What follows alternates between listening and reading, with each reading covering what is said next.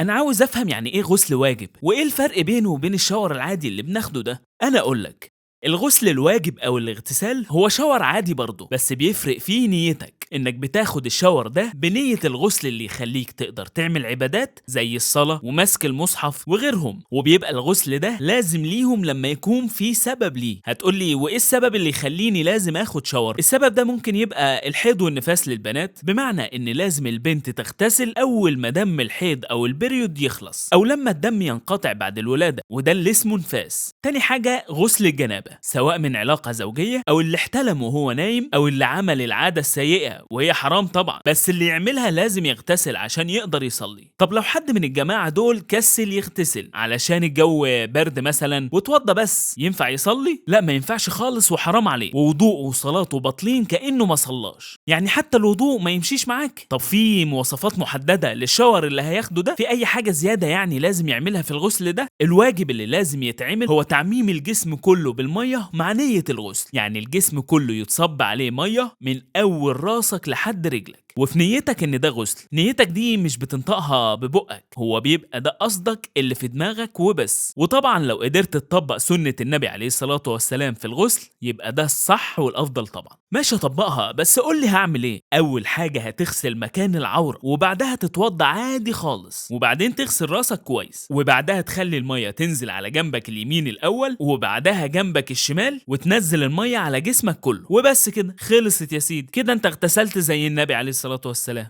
طب ما الموضوع سهل اهو، لسه باقي حاجة كده في الغسل ولا خلاص؟ لا يا سيدي، هو ده بس الغسل. بس ضروري تاخد بالك ان تأخير الغسل لحد ما يفوت وقت الصلاة مصيبة كبيرة، لانك كده بتتعمد تضيع الصلاة، وده كبيرة من الكبائر. وبالنسبة للبنات عاوز اقولك على كام حاجة تاخدي بالك منهم. ضروري قبل الغسل تشيل المانيكير او الضوافر الاكليريك او الهارد جel او اي اكستنشن في الشعر، واي تاتو لازق على الجسم، ولو حصل ونسيتي تشيليهم قبل الغسل شيليهم اول ما تفتكري، واغسلي مكانهم تاني، مش محتاجة تعيدي الغسل كله. بس لو صليتي فروض بالغسل ده هتحتاجي تعيديهم تاني. تاني حاجة ضروري تعرفي ان لازم تغسلي شعرك كله في الاغسال الواجبة اللي قلنا عليهم، حتى لو لسه معمول بيبي ليس او سشوار او بروتين، وما ينفعش يتمسح عليه، لازم يتغسل. استثناء بس في غسل الجنابة، لو رابطة توكة او ضفيرة ينفع ما تفكهاش. غير كده وصلي المية لشعرك كله، علشان الغسل ده هيترتب عليه صحة صلاتك، فاوعي تتسهلي فيه.